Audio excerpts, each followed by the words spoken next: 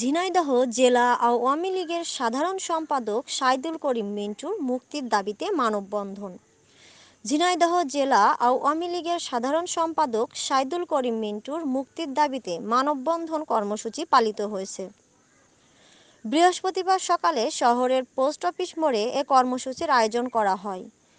সম্মিলিত সাংস্কৃতিক জোটের আয়োজনে এ কর্মসূচিতে ঝংকার নাট্যগোষ্ঠী, গণশিল্পী কেসি কলেজ থিয়েটার, অরণি সাংস্কৃতিক সংসদ, নবগঙ্গা সাংস্কৃতিক জোট, বিহঙ্গ সাংস্কৃতিক চর্চা কেন্দ্র, অঙ্কুর নাট্য একাডেমি, অনিকেত যাত্রীপালা শিল্পগোষ্ঠী, বীরশ্রেষ্ঠ হামিদুর রহমান যুব সংঘ, বঙ্গবন্ধু সাংস্কৃতিক জোট, লালন গবেষণা কেন্দ্র, জাগরণ সাংস্কৃতিক গোষ্ঠী, স্বরলিপি সাংস্কৃতিক গোষ্ঠী, পিয়াল বন্ধন শিল্পী গোষ্ঠী, জেলা নাট্য সমন্বয় পরিষদ, সুরের ভুবন, মানবাধিকার নাট্য পরিষদ সহ জেলার 22টি সাংস্কৃতিক সংগঠন অংশ নেয়।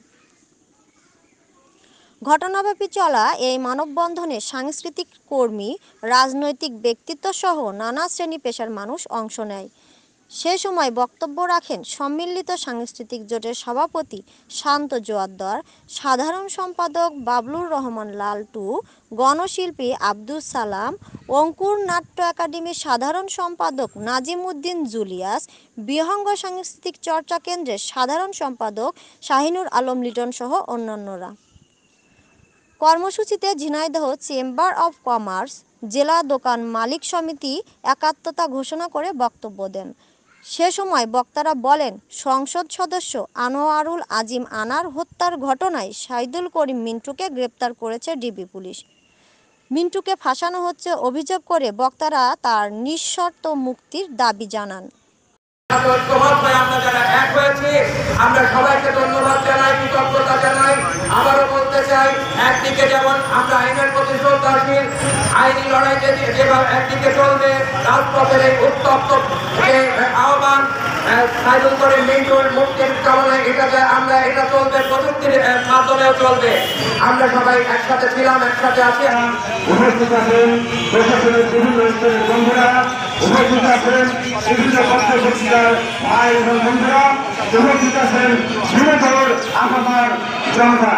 সম্মানিত সুধী, আপনাদেরকে একটি কথা বলতে চাই। আমার পূর্ব নেতারা কথা বলে গেছেন, আসলে খুবই ভালো কথা বলেছেন, সেদিকে আমি আর যাবো না, সেদিকে আমি কথা বলতে চাই না।